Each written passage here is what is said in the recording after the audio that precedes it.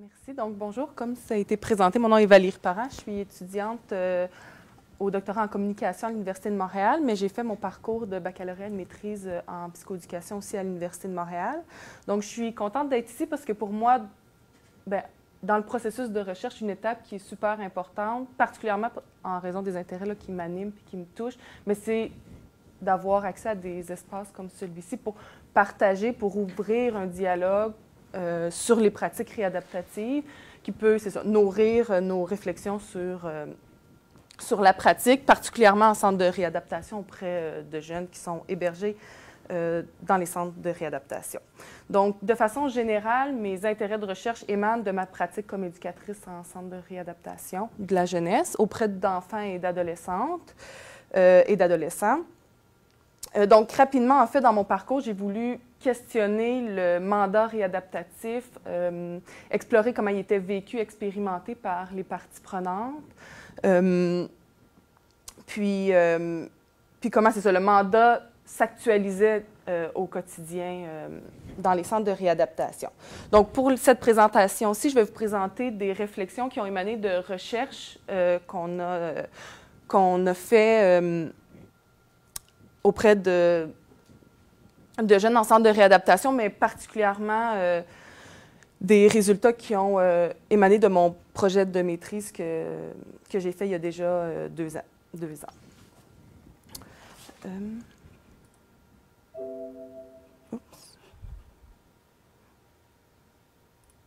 Donc, la présentation est divisée en 2 parties. Là, premièrement, on va faire le parcours de mon projet puis de mes questionnements, donc du contexte d'émergence de ces questionnements-là jusqu'aux résultats, qui vont nous amener à réfléchir ou à porter des réflexions, en tout cas, sur l'impact de ces résultats-là sur l'intervention, sur la façon dont on peut penser les interactions d'intervention. Puis, je vais réserver, en guise de conclusion, je vais réserver une petite partie pour parler de qu'est-ce qu'on a fait à date avec le projet, quel espace on a utilisé ou mobilisé pour partager ou pour penser les retombées concrètes de l'étude.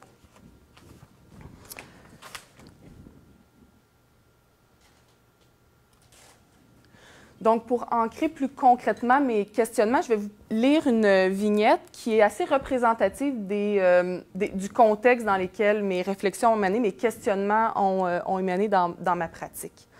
Puis cette vignette-là va nous suivre un peu tout du long pour essayer justement de concrétiser là, les aspects peut-être plus théoriques ou du processus de recherche. Donc, un jour, dans le centre de réadaptation où elle est hébergée, Béatrice est dans sa chambre pour la pause personnelle. Elle affirme que cette journée-là, elle était fatiguée et avait besoin d'être seule. Couchée sur son lit, elle entend une autre fille parler d'elle à l'éducatrice en présence. À ce moment-là, elle sort de sa chambre pour nuire à la discussion. En sortant de sa chambre, Béatrice remarque que la jeune et l'éducatrice s'arrêtent subitement de parler lorsqu'elle la voit. Elle demande donc à l'éducatrice si elle peut aller à la toilette. L'éducatrice, qui sait que Béatrice vient tout juste d'aller à la toilette et qui respecte la règle en place dans l'unité, lui répond qu'elle ne peut pas pendant la pause en chambre. À ce moment, Béatrice entre dans sa chambre en claquant la porte fortement derrière elle. Une fois dans sa chambre, elle frappe dans le mur en criant des insultes à la jeune. L'éducatrice, qui est seule à l'étage des chambres, est surprise par le comportement de la jeune et appelle les agents de sécurité pour qu'ils accompagnent Béatrice à la salle de retrait hors de l'unité. L'éducatrice affirme que ce genre de comportement est inacceptable et qu'en plus, elle devait préserver le calme dans l'unité pour les autres jeunes en chambre. Donc, la question qui émerge, ou en tout cas que je me suis posée, c'est qu'est-ce qui se passe dans cette interaction-là? Qu'est-ce qu'on peut en comprendre? Qui représentent en fait une vignette ou une situation qui est assez banale ou qui fait partie du quotidien. Donc, mes objectifs, en faisant ce projet-là, c'était de mieux comprendre les situations de tension telles qu'énoncées dans la vignette, offrir un espace de dialogue aux jeunes et aux éducateurs, aux éducatrices, puis valoriser la voix des parties prenantes qui sont en fait directement touchées par les situations de conflit.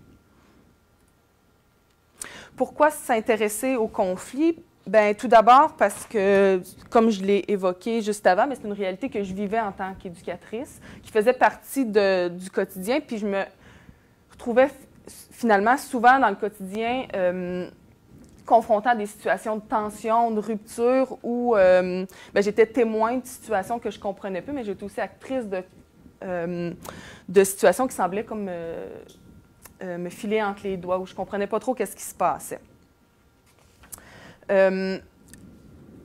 S'intéresser au conflit, en fait, c'est pertinent aussi parce que c'est une réalité qui est assez prégnante dans le quotidien, puis une réalité qui est aussi préoccupante pour les administrateurs dans les organisations. En fait, au cours des dernières années, il y a une augmentation des mesures disciplinaires et des mesures particulières qui ont été observées au centre jeunesse, au centre intégré universitaire du centre-sud de l'île de Montréal, mais aussi à l'échelle nationale. C'est donc comprendre ces situations-là ou ces comportements-là, c'est maintenant un intérêt qui est assez partagé à l'échelle de la province. Puis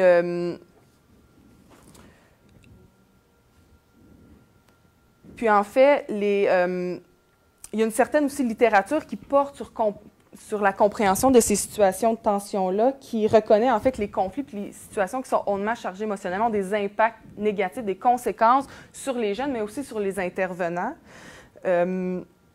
Donc, il y a plusieurs recherches qui suggèrent que l'exposition des comportements d'agression, que ce soit physique ou verbal, de la part des usagers contribuerait, par exemple, au sentiment de détresse des intervenants, influencerait le désir de changer de carrière, augmenterait le risque de commettre des erreurs, puis aurait des effets, en fait, contre-productifs sur les intervenants. De façon assez similaire, les stratégies disciplinaires ou de contrôle ou particulières, comme on les appelle, sont qualifiées aussi par plusieurs auteurs de mesures qui peuvent permettre de contenir ou d'arrêter le comportement, mais il y a aussi des impacts négatifs sur les jeunes.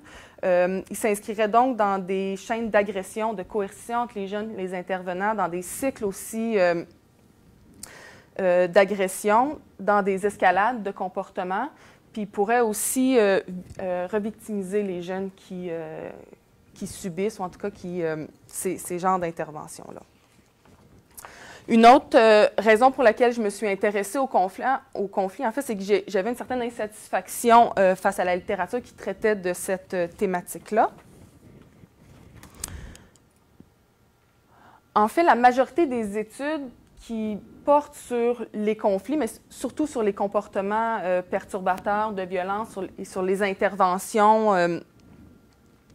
particulières, qui ont été menées en centre jeunesse, mais surtout en centre psychiatrique, là, prise en charge avec hébergement, s'intéresse en fait, porte sur l'exploration des comportements et non pas des interactions qui mènent à l'adoption de ce genre de comportement-là. Donc, la majorité du temps, en fait, les études suggèrent des liens associatifs entre certains facteurs, donc des facteurs qui sont de risque, là, individuels, organisationnels, environnementaux, temporels, spatiaux, qui augmentent le risque d'adoption de ces genres de comportements-là. Mais les études qui s'intéressent davantage au comportement, en fait, ils évacuent ou ils ignorent le contexte d'émergence dans lequel sont produits ces genres de comportements-là. Donc, il y a une série d'études qui ont exploré des facteurs psychosociaux, par exemple, qui sont liés à l'adoption de comportements perturbateurs. Donc, les jeunes ayant une faible estime de soi, des difficultés d'autorégulation, d'autocontrôle, des difficultés de résolution de problèmes, seraient des jeunes qui seraient plus à risque d'adopter ce genre de comportement-là. Il y a des études aussi qui ont porté plutôt sur des facteurs qui sont externes aux jeunes ou à l'agresseur. Puis on peut nommer dans cette catégorie-là l'atmosphère du lieu de traitement, le ratio personnel-client, le manque d'espace, le manque d'intimité, les attitudes des intervenants. Donc, par exemple, la difficulté des intervenants à se projeter dans la réalité des personnes auprès desquelles ils travaillent serait une attitude qui contribuerait à l'adoption de comportements problématiques ou perturbateurs chez les jeunes. Mais encore une fois, ces études qui sont essentielles pour comprendre le phénomène ou une partie du phénomène, traitent les comportements comme des conditions individuelles, comme la personne est porteur ou voit le comportement comme étant porté par une personne, non pas appartenant à une dynamique communicationnelle ou interactionnelle.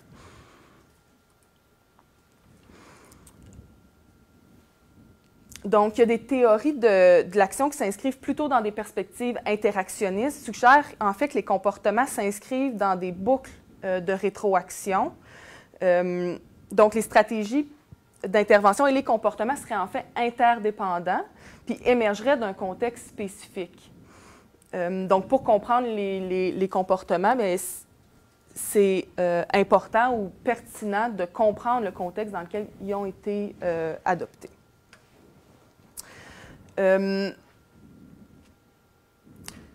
Donc, ici, dans ces perspectives-là, en fait, on comprend la communication comme étant circulaire et non pas linéaire. Donc, par exemple, si on prend les comportements des jeunes, les comportements des jeunes, les jeunes adoptent un comportement, ces comportements-là seraient lus, perçus, interprétés par les intervenants, puis selon leur contenu de conscience, leur construction, le milieu dans la compréhension de leur rôle, bien, ils vont adopter un comportement qui est dépendant de cette perception puis de cette interprétation-là. De la même façon, les jeunes vont recevoir ce comportement-là, puis selon leur construction, leur contenu de conscience, bien, ils vont percevoir, interpréter ce comportement-là qui va influencer le comportement qu'ils vont adopter. Et ainsi de suite, il y a en boucle de rétroaction comme ça, bien, la chaîne de comportement bien, va se développer. Donc, en mobilisant cette approche-là de l'action, on a mené une étude qualitative en s'intéressant à la nature des interactions entre les jeunes et les éducateurs en contexte de centre de réadaptation. Puis les résultats de cette étude-là suggèrent que les comportements des jeunes seraient effectivement largement dépendants des comportements, des interventions mobilisées par les intervenants. Donc, les jeunes ont été capables d'adopter des comportements qui seraient plus empathiques, respectueux, face à des interventions qui étaient moins structurantes, qui étaient moins contraignantes.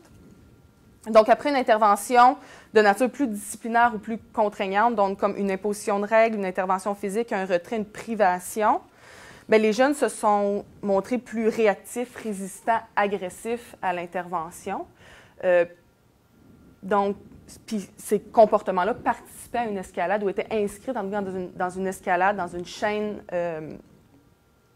d'agressivité entre les jeunes et les éducateurs.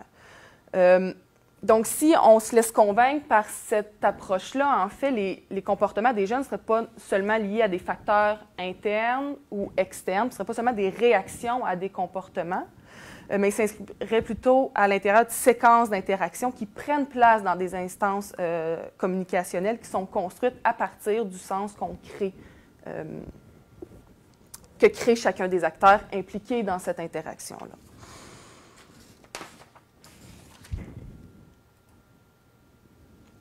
Donc, pour porter un regard sur les interactions de conflit, puis intégrer ou mobiliser une compréhension dyadique, donc qui intègre la position ou la place potentielle de chacun des parties prenantes dans la construction de l'interaction. Mais on a défini les conflits comme suit. Donc, c'est des situations difficiles et de tension dans lesquelles les personnes impliquées sentent que les choses dérapent, que les émotions sont en ébullition, qu'il y a un point de discorde et de tension entre l'adolescent et l'éducateur qui est impliqué dans l'interaction. Donc, ça nous a permis d'intégrer la position de chacun dans la situation conflictuelle. Donc, pour explorer la conceptualisation, la construction des moments de conflit entre des jeunes et des éducateurs, on a développé un protocole de recherche en 2 étapes avec 3 adolescentes et 3 éducatrices. Donc, la première étape, c'était une auto-observation.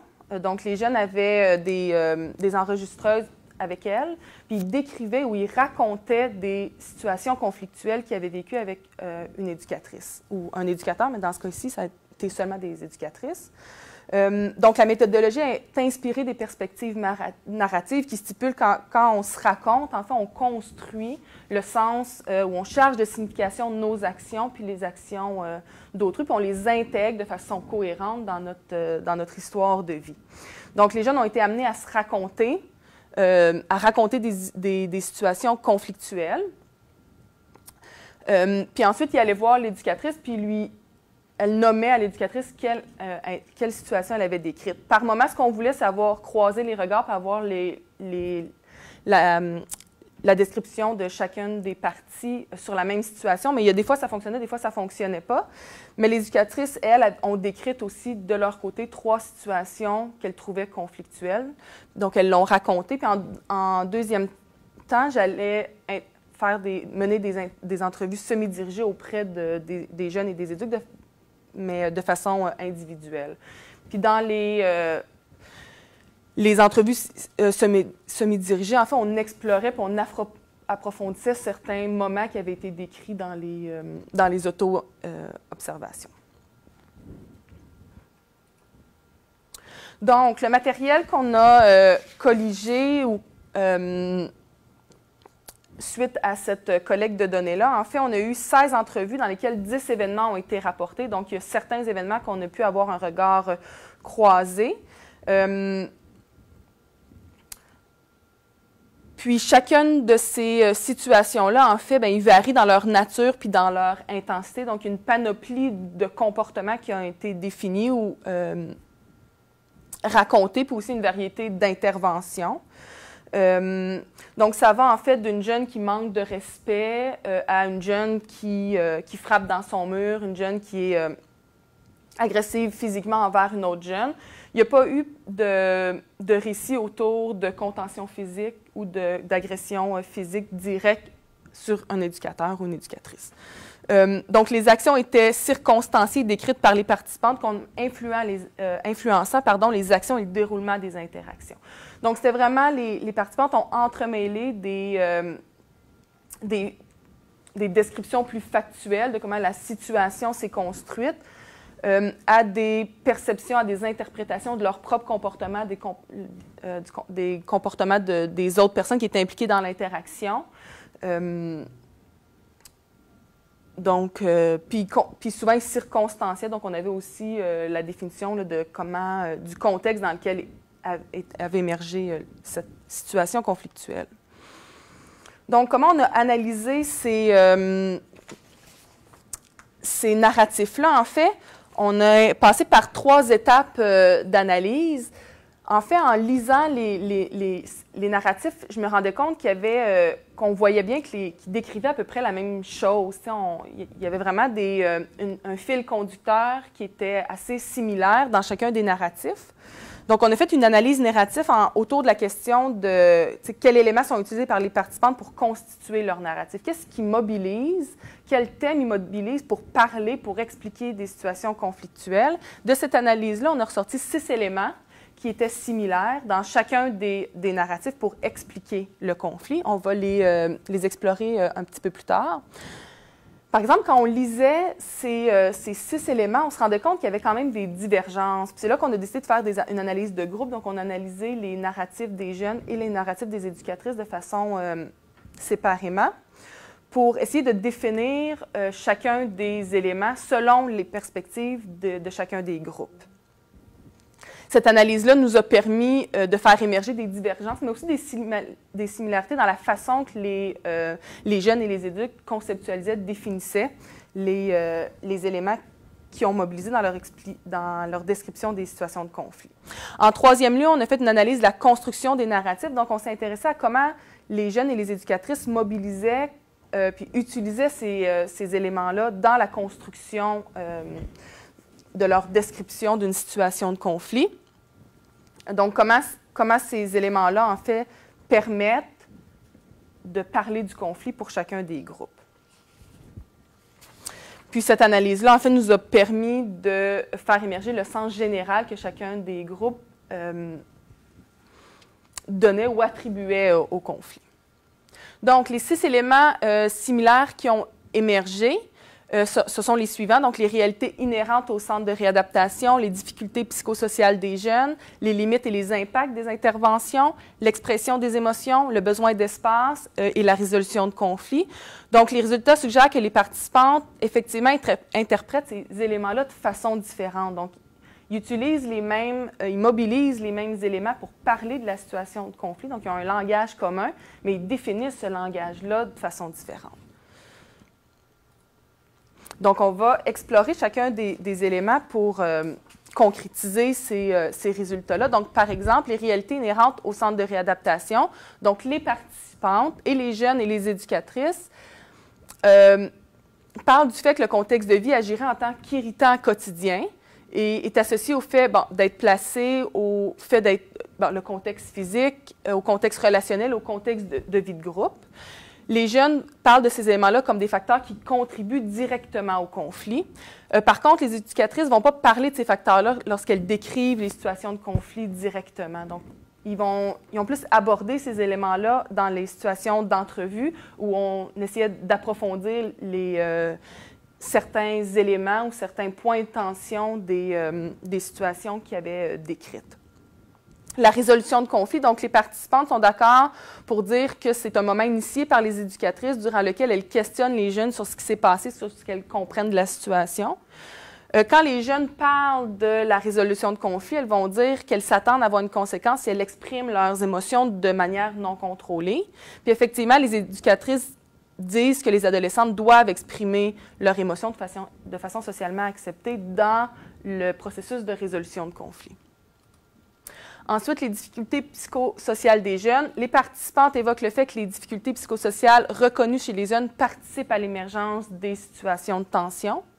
Les jeunes expliquent que l'interaction a stimulé puis a mis au défi leur vulnérabilité et leurs difficultés, ce qui a participé au débordement émotif. Souvent, quand les jeunes vont parler des conflits, ils vont dire, ils vont proposer des interventions. Si l'éducatrice n'avait pas provoqué ou si elle n'avait pas, ça aurait été moins difficile ou il y aurait, mes vulnérabilités n'auraient pas été mises au défi. Les éducatrices, quant à elles, disent que l'impulsivité des jeunes, leur difficulté à respecter l'autorité et leur difficulté à reconnaître leur part de responsabilité dans les tensions avec les autres sont toutes des problématiques qui appartiennent aux jeunes puis qui contribuent directement au conflit. C'est comme ils les posent comme élément déclencheur aux situations de tension. Les limites et les impacts des interventions. Donc, les jeunes disent que dans les situations où ils sont en conflit avec les éducatrices, elles ne se sentent pas comprises, affirment que leurs besoins ne sont pas répondus, ne sont pas entendus, tandis que les éducatrices n'ont pas évoqué de limite à leur intervention puis ne mentionnent pas l'impact que leurs interventions ont potentiellement eu sur les jeunes. Donc, les éducatrices ont plutôt parlé pour expliquer leur intervention.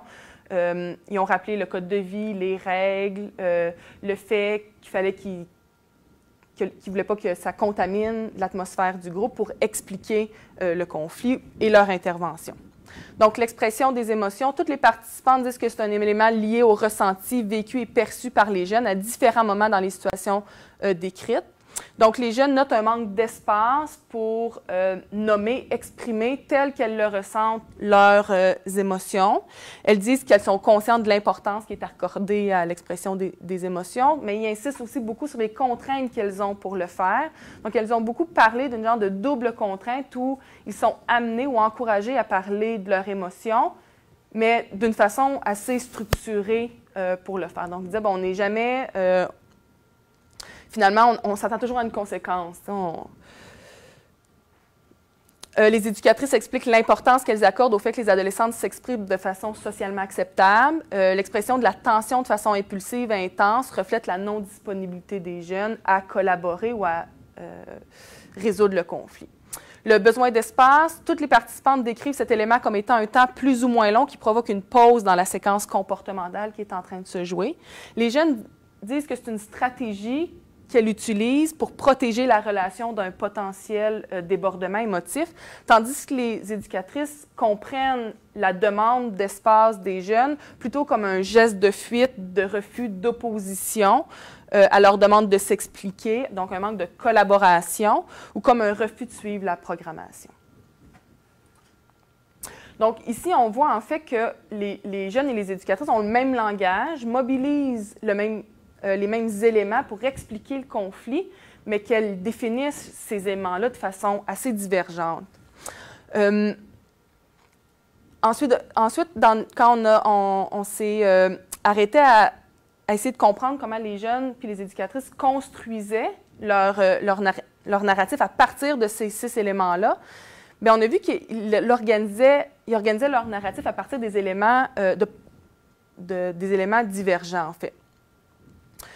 Donc, en bleu, c'est l'organisation des narratifs des éducatrices. Puis, on voit que le point central, donc l'élément déclencheur, c'est les difficultés psychosociales des jeunes.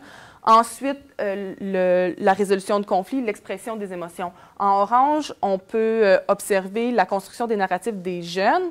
Puis l'élément déclencheur pour elles, c'est les limites et les impacts des interventions. Donc, parce qu'elles ne se sentent pas écoutées, elles ne se sentent pas comprises, bien, elles ont tendance à réitérer leurs demandes, leurs besoins. Ensuite, il y a l'expression des émotions, la résolution de conflits. Puis on voit que leurs difficultés psychosociales, c'était vraiment plus en périphérie de leur explication du conflit, plutôt comme un élément qui contribue directement aux situations conflictuelles. Donc, si on retourne à la vignette pour essayer de mettre ces résultats-là dans les mots, dans le discours des participantes. Donc, lorsqu'elle explique la situation, Béatrice dit qu'elle était fatiguée ce matin-là. Et elle dit qu'elle s'est sentie frustrée, non appréciée, ridiculisée lorsqu'elle a entendu l'autre jeune et l'éducatrice parler d'elle. Elle dit qu'elle s'est sentie comme elle se sentait dans son milieu familial. C'est ça qui a créé le débordement émotif. Quand l'éducatrice explique la situation, elle va dire que les comportements de la jeune sont inacceptables. Elle ajoute aussi qu'elle devait garder l'unité calme, comme elle était seule à l'étage des chambres, où toutes les autres filles étaient aussi. L'éducatrice rapporte aussi que malgré que les comportements de la jeune soient perturbateurs, elle comprend que le contexte des centres de réadaptation peut être difficile par moment. Mais elle disait aussi que l'impulsivité, c'était un objectif de réadaptation de la jeune, puis qu'elle devait apprendre à gérer ses comportements. Donc, comment ces conceptualisations influencent-elles les interactions? Bien, on voit en fait que les divergences de sens ou ce qui mène au conflit peuvent être assez difficiles à percevoir et pour les personnes qui sont impliquées dans le conflit et pour les personnes qui sont à l'extérieur, parce que les participantes ou les jeunes et les éducatrices mobilisent le même langage, parlent la même chose, mais c'est dans leur conceptualisation de ce langage-là que les divergences émergent. On voit aussi que les différences de sens semblent influencer les actions qui sont prises par les jeunes et par les éducatrices. Donc, les éducatrices qui comprennent le conflit comme l'expression du trouble de comportement de la jeune, bien, ont tendance à continuer leur intervention selon cette perception, cette compréhension de la problématique. Donc, elles vont continuer à intervenir sur la dimension comportementale, sur l'arrêt du comportement qui est vu comme étant problématique, puis précurseur ou déclencheur de la situation de conflit. Tandis que, comme on disait tantôt, les jeunes qui comprennent la situation de conflit plutôt par le fait qu'elles ne sont pas entendues, qu'elles ne se sentent pas comprises, mais d'autres, ils vont réitérer leur demande de se faire comprendre, de se faire entendre. Puis il y a une jeune qui disait qu'elle était allée, suite à une des situations qu'elle me racontait, elle est allée en arrêt d'agir. Elle a dit, j'ai compris que pour sortir, il fallait que j'arrête de réitérer puis d'essayer de me faire comprendre. Mais quand je repense à cette situation-là, je suis tout aussi fâchée parce que je sens que ça a été injuste comment ça a été traité. Donc, l'écart dans leur conceptualisation des conflits semble mener à une rupture dans la communication, ce qui contribuerait au maintien ou à l'escalade des situations conflictuelles. Fait qu'ici, le conflit ne serait pas nécessairement dû à un sentiment d'être incomprise ou au comportement perturbateur des jeunes, mais plutôt au maintien dans le temps de ces écarts de perception face à la situation de conflit. Donc, comme je le disais, le conflit semble être maintenu par ces écarts de sens-là. Il y a aussi un manque évident de référence aux émotions des éducatrices, autant dans les narratifs des jeunes que dans les narratifs des éducatrices.